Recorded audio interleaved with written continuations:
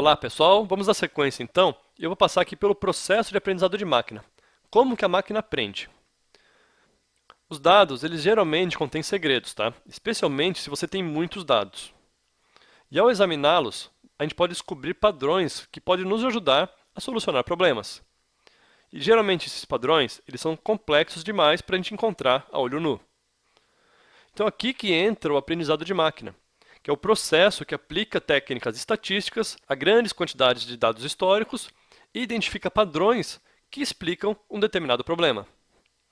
Então isso é realizado fornecendo ao algoritmo, ao código computacional, uma série de exemplos que especificam a resposta correta para que ele aprenda qual que é o melhor conjunto de parâmetros que explica a saída dessa resposta.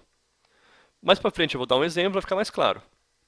Então com isso, gera-se então um código computacional que é capaz de reconhecer esses padrões e fornecer o valor da resposta para dados novos, dados futuros, de maneira antecipada. Esse que é o grande diferencial.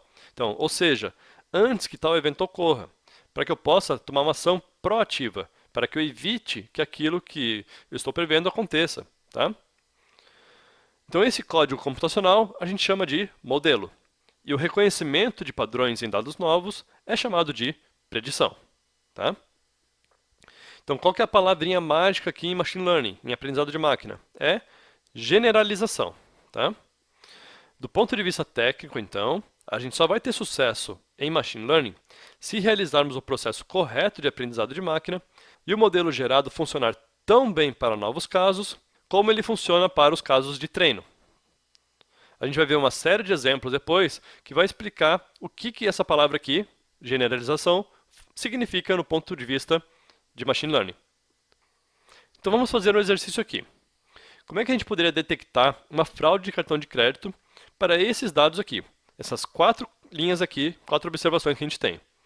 Temos 4 pessoas com o valor da transação e a informação de se foi fraude ou não.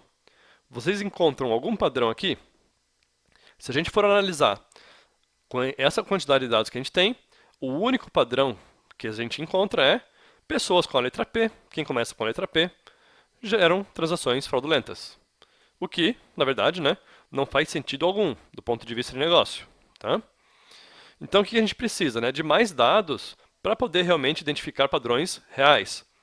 Então, à medida que a gente introduz mais dados, mais difícil fica da gente identificar esses padrões a olho nu. Mas vamos lá, vamos continuar então.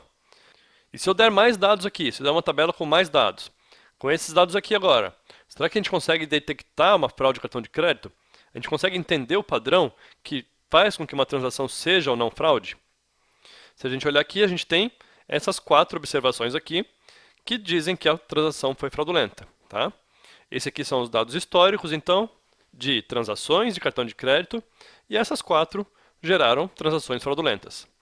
O que a gente consegue identificar aqui de padrão? Nomes que iniciam com P? Não, né? Isso não faz o menor sentido. E a gente pode ver aqui embaixo que Hanford e Edson não tem nome que inicia com P. Beleza, menos mal, né? Clientes em torno de 20 anos. Será que é isso? Bom, eu tenho aqui um cliente de 20 anos, eu tenho um cliente de 27, 29, tem um de 22 aqui, mas não foi fraude. Então não é só cliente de 20 anos. Cartões dos Estados Unidos utilizados na Rússia. Bom, esse aqui é, esse também é, esse também é, também. Mas eu tenho uma aqui em cima que não foi fraude, né? Estados Unidos e Rússia. Então, não é somente isso. Então, nenhum desses está 100% correto. Nenhum dessas três hipóteses está 100% correta. Tá? Então, a gente precisa começar a combinar as variáveis, combinar as features. Então, qual seria a combinação correta? São clientes, então, com cartões dos Estados Unidos, utilizados na Rússia, entre 20 e 30 anos de idade, com transação acima de $1.000. Tá? Então, essa é a combinação correta aqui para esses dados que a gente tem na tela. Então, uma combinação única que está resultando aqui em fraude ou não. Só que no mundo real, a gente vai ter milhões de linhas, muito mais colunas e diversas combinações possíveis. Tá? Aí, a gente não consegue mais entender os padrões a olho nu. A gente precisa partir para a computação, para a utilização de algoritmos de Machine Learning.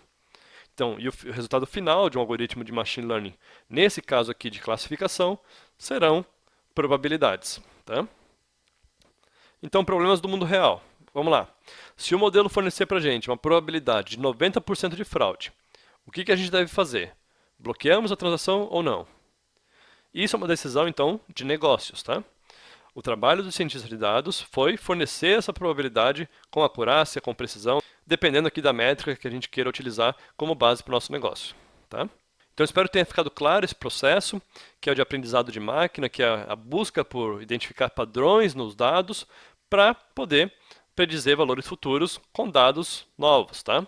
Então, o grande objetivo aqui desse exemplo é gerar um modelo preditivo que, quando houver uma nova transação, esse modelo diga se a probabilidade daquela transação ser fraudulenta ou não é de X%. Tá? Esse então que é o output que a gente deseja.